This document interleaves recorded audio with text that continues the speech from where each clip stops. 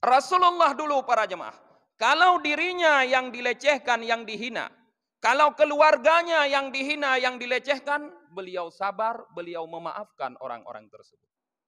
Tapi di saat agamanya yang dilecehkan, Allah yang direndahkan, Rasulullah bangkit bersama para sahabatnya untuk tegak berdiri membela agama Allah Subhanahu wa taala.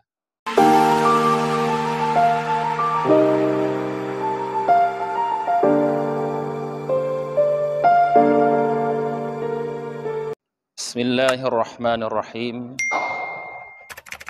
Assalamualaikum warahmatullahi wabarakatuh. Alhamdulillahilladzi arsala rasulahu bil huda wa dinil haqq liyudhhirahu 'alad dini kullih walau karihal kafirun. Asyhadu an la ilaha illallah wahdahu la syarikalah wa asyhadu anna Muhammadan abduhu wa rasuluhu la nabiyya ba'dah. Allahumma salli wa sallim wa barik ala Muhammad wa ala alihi wa sahbihi ajma'in, amma ba'd. Rabbi syrah li sadri wa yassir li amri wahlul 'uqdatam min lisani yafqahu qawli. Jamaah maghrib yang dirahmati oleh Allah Subhanahu wa taala, marilah segenap puji dan syukur selalu kita persembahkan kehadirat Allah Subhanahu wa taala yang terus memberikan berbagai macam rahmat dan nikmat di dalam kehidupan kita. Kemudian kita iringi dengan salah dan salam kepada baginda Nabi Muhammad sallallahu alaihi wasallam, kepada keluarga dan para sahabat beliau sekalian, guru-guru kami, para alim ulama, orang-orang tua kami, dan seluruh jamaah maghrib yang dirahmati oleh Allah Subhanahu wa ta'ala. Di dalam sebuah hadis, Rasulullah sallallahu alaihi wasallam bersabda, "La yu'minu ahadukum hatta akuna ahabbu ilaihi min walidayhi wa waladihi wan nasi ajmain." Tidak beriman seseorang di antara kalian, kata Rasulullah, sehingga aku lebih dicintainya daripada kedua orang tuanya, anak-anaknya, dan seluruh manusia semuanya, kata Rasulullah. Para jamaah yang dirahmati oleh Allah, hadis ini menggambarkan kepada kita bahwa untuk menyempurnakan iman seseorang muslim, maka dibutuhkan rasa cinta yang kuat, rasa cinta yang kokoh di dalam hati kita kepada baginda Nabi Muhammad sallallahu alaihi wasallam. Bahkan sampai para sahabat Rasulullah sendiri dianggap tidak sempurna imannya oleh Rasulullah sallallahu alaihi wasallam apabila mereka belum mampu mengimplementasikan di dalam kehidupan mereka bahwa mereka lebih mencintai Rasulullah daripada keluarga dan dirinya sendiri. Sehingga dalam sebuah hadis yang diriwayatkan oleh Abdullah bin Hisham, para jamaah, beliau Abdullah bin Hisham bercerita, "Kunna ma'an Nabi sallallahu alaihi wasallam." Di saat kami sedang beserta Rasulullah, beserta Nabi sallallahu alaihi wasallam, wa huwa akhidim biyadil Umar, dan beliau menggandeng tangan Sayyidina Umar. Faqala Umar lah, maka Sayyidina Umar berkata bagi Rasulullah, "Ya Rasulullah, la anta ahabbu ilayya min walidayya wa waladai wan nasi ajmain illa min nafsi." Wahai Rasulullah, engkau benar-benar lebih kucintai daripada kedua orang tuaku, daripada anak-anakku, daripada seluruh manusia semuanya, selain daripada diriku sendiri. Apa jawaban Rasulullah para jamaah? La ya Umar, hatta akuna ahabba ilaik min nafsik. Tidak wahai Umar, imanmu belum sempurna sehingga engkau mampu mencintaiku melebihi daripada cintamu terhadap dirimu, kata Rasulullah.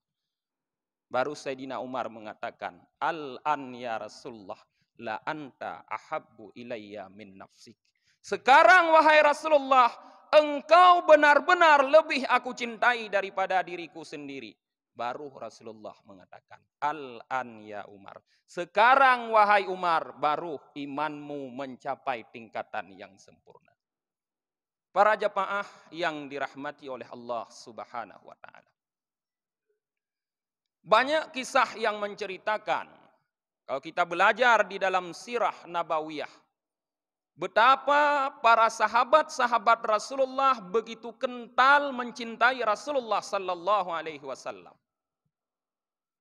Ada seorang sahabat Rasulullah yang mungkin namanya tidak begitu populer, tidak begitu terkenal, tapi beliau adalah orang yang senantiasa selalu mengikuti dakwah Rasulullah kemanapun. Kalau boleh kita katakan sekarang, beliau adalah salah satu daripada tim dakwah Rasulullah. Sehingga kemanapun Rasulullah berdakwah, beliau selalu ikut. Beliau selalu mendampingi Rasulullah untuk berdakwah. Namanya adalah Sauban bin Munabbah. Sauban bin Munabbah. Beliau orang yang gagah, tubuhnya kekar, wajahnya tampan. Tapi suatu hari para jamaah, pernah Rasulullah berdakwah tidak mengikut sertakan Sauban. Ditinggalkan Sauban oleh Rasulullah. Sampai beberapa hari Rasulullah pergi berdakwah, beliau kembali, beliau berjumpa dengan Sauban, beliau melihat Sauban tidak seperti biasa. Wajahnya yang tampan tadi terlihat pucat pasi seperti orang menderita penyakit yang keras. Badannya yang kekar terlihat kurus seperti orang yang tidak punya selera makan. Rasulullah bertanya kepada Sauban, "Ya Sauban, penyakit apa yang sedang engkau derita sehingga aku melihat keadaanmu seperti ini sekarang?" Jawaban Sauban, "La ya Rasulullah, saya tidak menderita penyakit apa-apa ya Rasulullah. Tetapi engkau telah meninggalkan aku beberapa hari dan aku berpikir aku tidak akan pernah bisa melihatmu lagi. Dan aku juga berpikir wahai Rasulullah, seandainya aku mati dan engkau juga pasti akan wafat, nanti tempat kita akan berbeda. Kalau aku juga masuk surga, tentu surgaku dengan surgamu itu berbeda. Karena engkau adalah para nabi, engkau adalah bagian para rasul, sehingga tempatmu lebih tinggi daripada tempatku yang mungkin hanya orang biasa." Ini para jamaah adalah bentuk kegundahan dari seorang sahabat Rasulullah yang dia sangat khawatir tidak akan bertemu lagi dengan orang yang sangat dicintainya. Kenapa kekhawatiran ini bisa tumbuh dalam hati Sauban? Karena dalam hatinya ada rasa cinta yang mendalam kepada Rasulullah sallallahu alaihi wasallam. Kalau seandainya dalam hatinya tidak punya cinta yang luar biasa, kalaupun cinta hanya sekedar biasa-biasa saja, tentu dia tidak akan merasa khawatir kalau tidak bertemu lagi dengan Rasulullah sallallahu alaihi wasallam. Lalu Rasulullah sallallahu alaihi wasallam menjawab keluh kesah daripada Sauban ini dengan membaca firman Allah Ta'ala. "Wa may yuti'illah wa rasulahu faulaika ma'al ladzina an'ama Allahu 'alaihim minan nabiyyin wasiddiqin wasyuhada'i wassalihin wa hasuna ulaika rafiqa."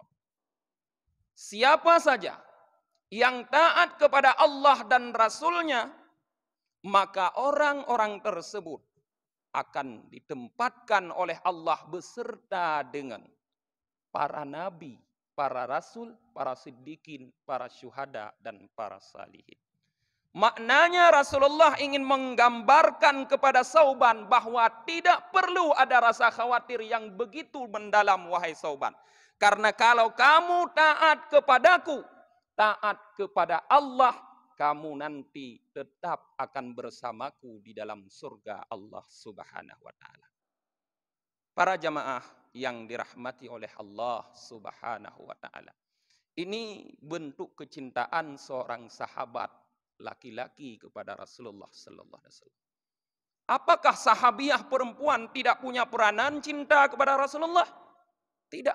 Bukan hanya sahabat-sahabat yang laki-laki yang cinta kepada Rasulullah, tapi para sahabiah yang perempuan di saat itu pun punya rasa yang sama, cinta kepada Rasulullah melebihi daripada cinta kepada dirinya sendiri. Sehingga dalam sejarah sangat terkenal para jemaah, seorang sahabiah perempuan yang bernama Hindun. Di saat terjadi perang Uhud, di mana dalam perang itu kita sama-sama maklum bahwa pasukan Rasulullah mengalami kekalahan. Sehingga tersebarlah berita para jamaah bahwa Rasulullah mati terbunuh di puncak Uhud. Sampailah berita itu ke kota Madinah. Hindun yang mendengar berita tersebut, dia keluar dari kota Madinah mencari tahu bagaimana keadaan Rasulullah. Di saat para sahabat Rasulullah yang telah mengalami kekalahan perang tersebut pulang dalam keadaan lemas, dalam keadaan luka-luka, Hindun bertanya kepada mereka, "Kaifa Rasulullah?" Bagaimana keadaan Rasulullah? Di saat Hindun bertanya kepada sahabat, bagaimana keadaan Rasulullah? Apa jawab orang tersebut? "Wahai Hindun, suamimu mati terbunuh, suamimu syahid." Hindun mengatakan, mudah-mudahan Allah memberikan ganjaran pahala kepadaku terhadap kesabaranku dalam syahidnya suamiku.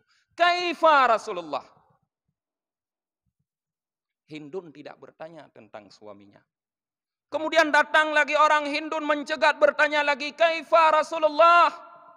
Bagaimana keadaan Rasulullah? Orang itu memberitahukan, "Wahai Hindun, kenapa Rasulullah yang kamu tanya? Anakmu ikut terbunuh di Uhud, anakmu syahid." Hindun mengatakan, "Aku tidak menanyakan tentang anakku, tapi yang kutanyakan bagaimana Rasulullah." Orang itu tidak menjawab. Kemudian datang lagi orang yang ketiga. Ditanyakan lagi oleh Hindun, "Wahai sahabat, kaifa Rasulullah? Bagaimana keadaan Rasulullah? Apakah dia baik-baik saja?" Sahabat tersebut mengatakan, "Wahai Hindun, kenapa engkau bertanya tentang Rasulullah? Saudara laki-lakimu terbunuh di Uhud, ikut syahid." Hindun mengatakan, "Celaka engkau. Aku bertanya tentang Rasulullah, engkau menjawab tentang saudara laki-lakiku. Aku tidak bertanya tentang saudara laki-lakiku, tapi aku tanya tentang Rasulullah." Orang itu menjawab, "Wahai Hindun, Rasulullah bi khair, Rasulullah baik-baik saja." Baru Hindun merasa tenang, merasa nyaman. Diberitahukan kepadanya keadaan suaminya, keadaan anaknya, keadaan saudara laki-lakinya yang semua syahid di dalam membela Rasulullah, tapi dia tidak merasa apa-apa. Yang paling dikhawatirkan adalah Rasulullah itu sendiri. Bagaimana keadaan Rasulullah? Ini adalah implementasi para jamaah dari rasa cinta seorang sahabiah kepada Rasulullah yang seperti dikatakan oleh Rasulullah, "Tidak sempurna iman seseorang di antara kalian sehingga kalian lebih mencintaiku daripada kedua orang tuamu, daripada anak-anakmu, daripada keluargamu, daripada manusia semuanya."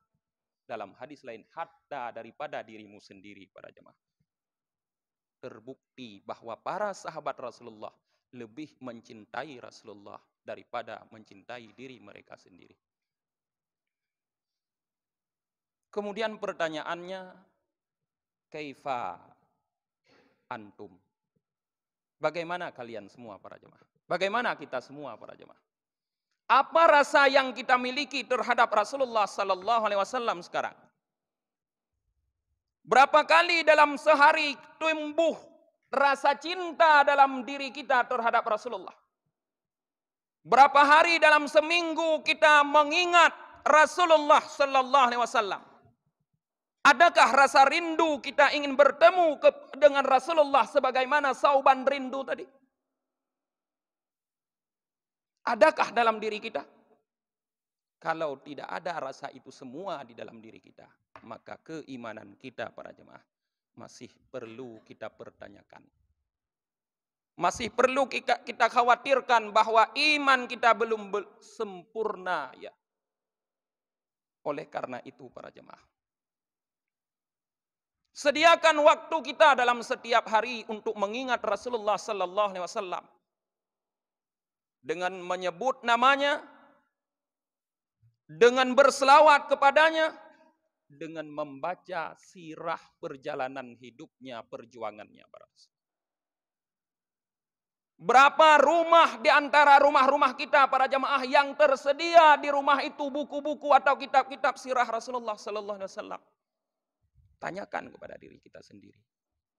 Tidak mungkin orang mengatakan aku cinta kepada Rasulullah kalau di rumahnya tidak ada sejarah Rasulullah di situ. Kalau dia tidak pernah membaca untuk dirinya sendiri dan untuk keluarganya sejarah Rasulullah sallallahu alaihi wasallam.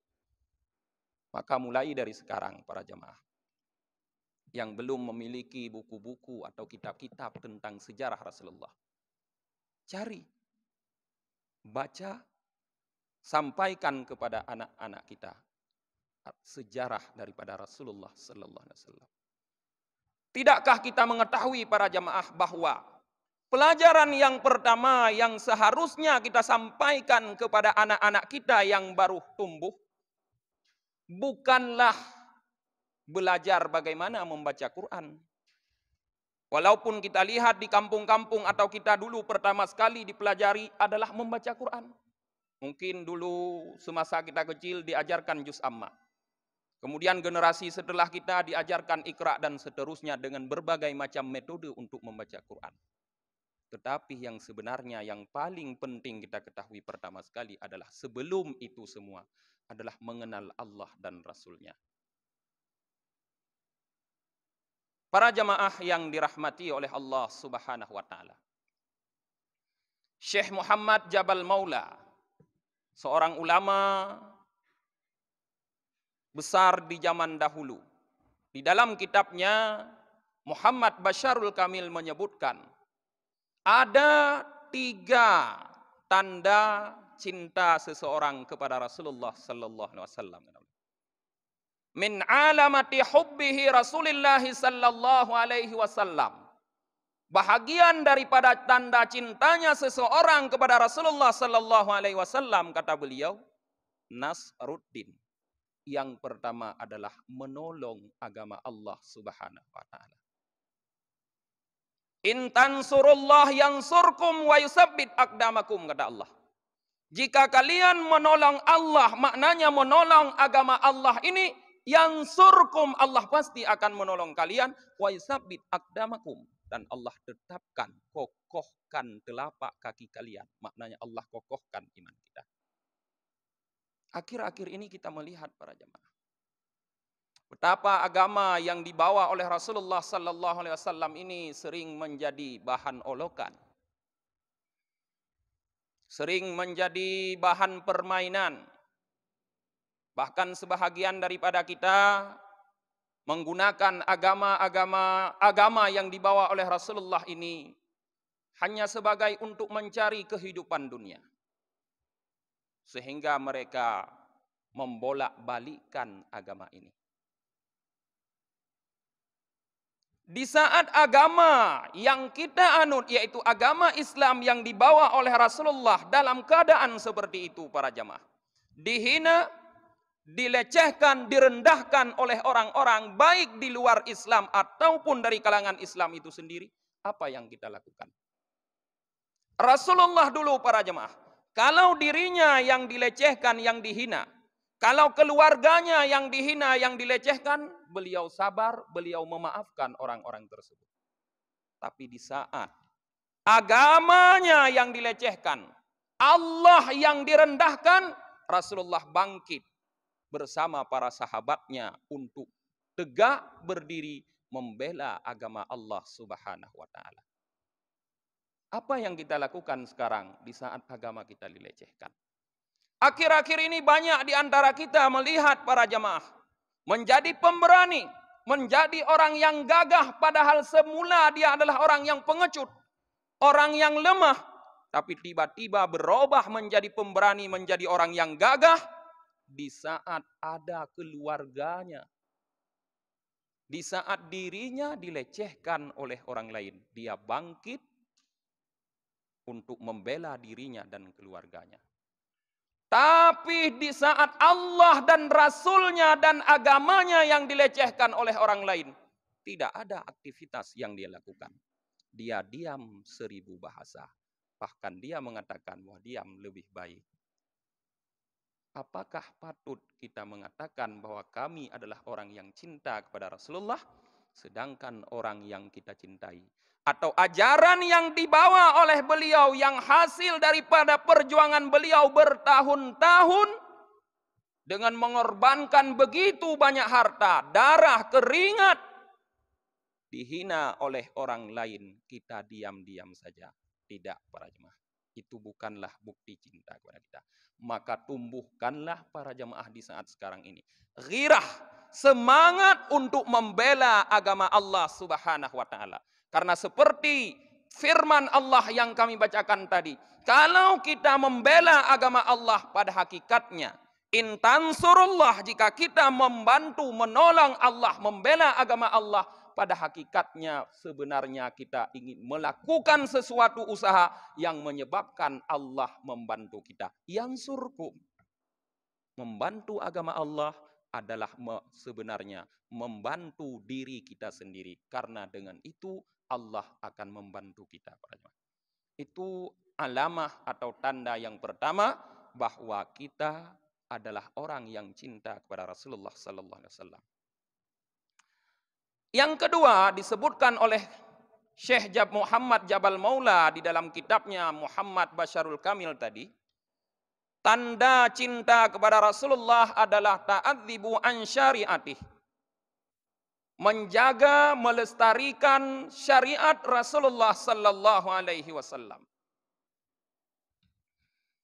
Seluruh aspek kehidupan kita para jamaah, mulai dari kita tidur sampai kita bangun tidur, mulai dari urusan politik, ekonomi, sosial, budaya, seluruh kehidupan kita ini diatur dalam syariat Rasulullah sallallahu alaihi wasallam. Tidak ada yang kosong. Tidak ada ruang yang kosong. Tetapi yang mengherankan, kita tahu bahwa tidak ada ruang kegiatan kita yang kosong daripada aturan Allah, daripada syariat-syariat yang dibawa oleh Rasulullah sallallahu alaihi wasallam. Kenapa masih banyak di antara kita yang mencari aturan-aturan lain untuk menyelesaikan persoalan hidup kita, menyampingkan aturan Allah? Kenapa ini bisa terjadi? Tidakkah kita tahu bahwa ada aturan Allah? Tidakkah kita yakin dengan aturan, dengan keadilan Allah? Apakah kita lebih yakin dengan keadilan makhluk Allah? Dengan hukum, dengan undang-undang, dengan aturan yang dibuat oleh makhluk Allah? Tidakkah kita tahu bahwa Allah ini adalah adil, maha adil, hakim, maha bijaksana dalam aturannya?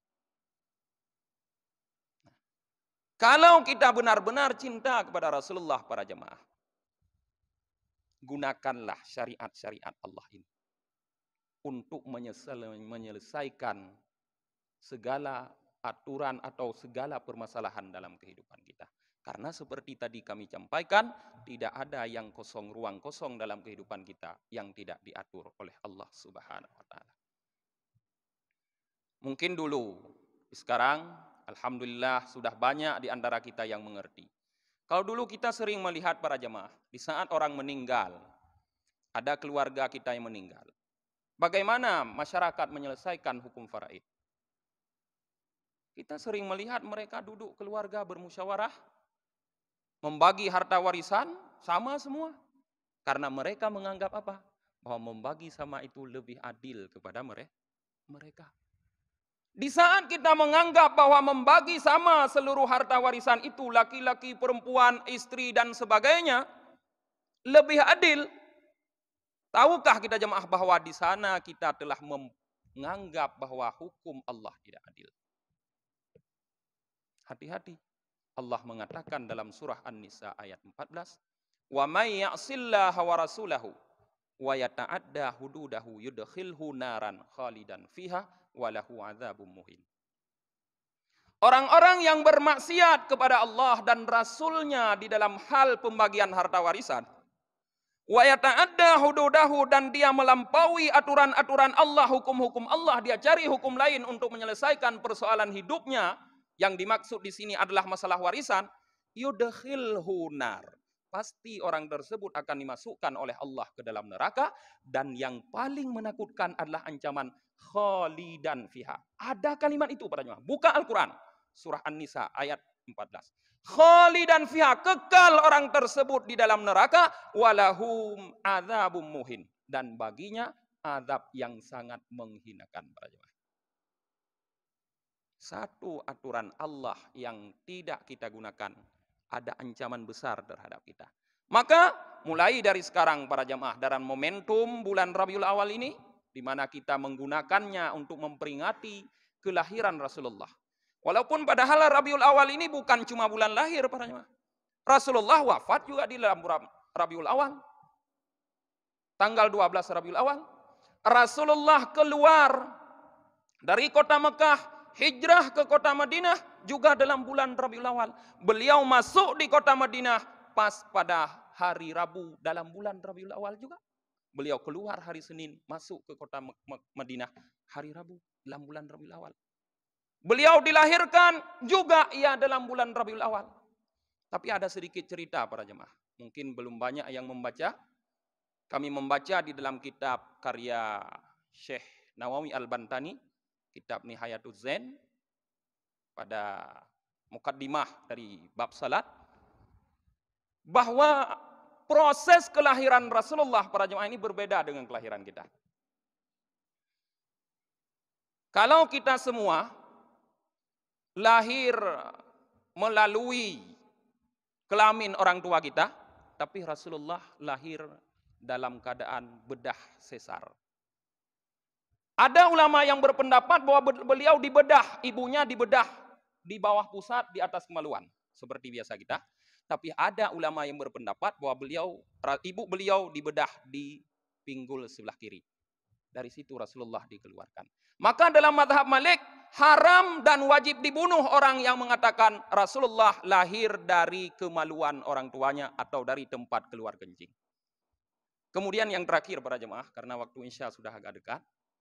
Tanda yang ketiga, cinta kepada Rasulullah sallallahu alaihi wasallam adalah ta'akhluqu bi akhlaqin Nabi sallallahu alaihi wasallam. Berakhlak sebagaimana akhlak Nabi sallallahu alaihi wasallam. Kalau kita berbicara tentang akhlak Nabi ini tidak akan habis-habis para jemaah. Di antara akhlak Nabi yang akan kami ungkapkan, setelah Rasulullah hijrah ke kota Madinah, setiap hari Rasulullah pergi ke pasar kota Madinah untuk memberikan suapan makanan kepada seorang Yahudi buta yang tinggal di pinggir kota Madinah yang tidak bisa melakukan apa-apa. Tapi karena Yahudi ini tidak tahu bahwa yang memberikan suapan makanan setiap pagi kepadanya adalah Rasulullah, maka Yahudi ini mencela, mencaci, memaki Rasulullah sampai Rasulullah wafat. Kemudian datanglah Abu Bakar ke rumah Rasulullah bertanya, "Wahai anakku, sunnah Rasulullah manakah yang belum kukerjakan?" Aisyah mengatakan, "Wahai ayah, ada. Rasulullah setiap pagi berangkat ke kota Madinah untuk memberikan makan seorang Yahudi." Lalu datanglah Rasulullah Abu Bakar ke pasar kota Madinah itu membawa makanan untuk memberikan ke Yahudi tersebut. Di saat Abu Bakar menyuapkan makanan kepada Yahudi itu, Yahudi menepis tangan Abu Bakar. "Bukan kamu yang biasa memberikan makanan untukku." Abu Bakar bertanya, "Bagaimana kamu tahu padahal kamu buta?" "Aku merasakan bahwa orang yang memberikan makanan kepadaku biasa itu bau badannya harum sekali. Gerakan tangannya sangat lembut dan tutur bahasanya sopan." "Siapa dia?" Kata Abu Bakar, "Dialah Rasulullah yang setiap hari engkau caci, engkau maki, engkau katakan gila, engkau katakan pemecah belah bangsa Arab dan sebagainya." Maka Yahudi itu menangis para jamaah dan bersaksi kepada Abu Bakar, "Wahai Abu Bakar, saksikanlah bahwa pada hari ini aku asyhadu an la ilaha illallah wa asyhadu anna Muhammadar Rasulullah. Aku bersaksi bahwa tidak ada Tuhan kecuali Allah dan Muhammad adalah utusan Allah. Yahudi yang semula benci masuk Islam karena akhlak Rasulullah. Mari kita nampakkan kepada non-muslim sekarang para jemaah bahwa umat Islam adalah umat yang berakhlak. Karena mereka kenal Islam bukan dari Quran. Mereka tidak pernah belajar. Mereka kenal Islam dari kita. Kalau kita nampakkan baik kepada mereka, maka mereka akan mengatakan Islam ini baik. Tapi kalau kita menampakkan kejahatan, kejorokan, kekotoran, dan sebagainya kepada mereka, maka wajar mereka mengatakan umat Islam umat terbelakang, orang miskin, orang yang jorok, yang tidak bersih, orang-orang yang kasar, yang ekstrim, yang teroris, dan sebagainya. Salah kita karena berakhlak tidak seperti akhlak Rasulullah. Maka akhlak adalah merupakan jalan dakwah terbaik. Mungkin inilah tausiah singkat pada malam yang berbahagia ini. Terima kasih atas segala perhatian. Mohon maaf atas segala kekurangan. Hadanallah wa yakum ajmain. Assalamualaikum warahmatullahi wabarakatuh.